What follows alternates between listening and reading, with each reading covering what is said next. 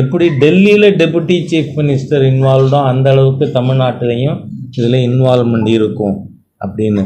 நீங்கள் டெல்லியில் ஆம் ஆத்மி சர்க்கார் வந்தப்போ முதலமைச்சர் கெஜ்ரிவாலுக்கு அடையாளமே ஒரு சாதாரண மஃப்ளர், ஹவாய் செப்பல், ஆல்டோ காரை, இது தவிர நான் வேறு இதுலேயும் வரமாட்டேன் அப்படின்றெல்லாம் பேசிட்டு நீங்கள் பார்த்தீங்கன்னு சொன்னீங்கன்னா அவருடைய வீடு 122 கோடி ரூபாய்க்கு கட்டப்படும். அதை விட எனக்கு நல்ல ஞாபகம் இருக்குது, 1989-90 இந்த காலகட்டத்தில் ருமேனியாவில் செசஸ்குன்னு ஒரு கம்யூனிஸ்ட் பிரசிடெண்ட் இருந்தார். அவரோட வீட்டில் லெட்ரின் பாத்ரூம் நீங்கள் பார்த்தா டாய்லெட்டு பேன் கோல்டில். அந்த மாதிரி இந்தியாவின் ஒரு முதலமைச்சர் வீட்டு டாய்லெட் பேன் கோல்டில்.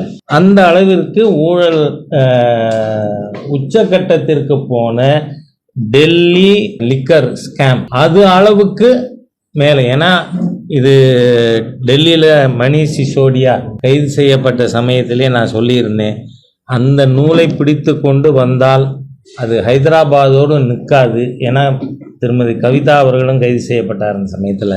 இது சென்னைக்கே வரும். அவை இன்னைக்கு பார்த்தா டெல்லியில் ஏற்பட்ட சாராய ஊழல், சத்தீஸ்கரில் பிடிபட்ட சாராய ஊழல் அதை விட பல மடங்கு பரிமாணத்திலே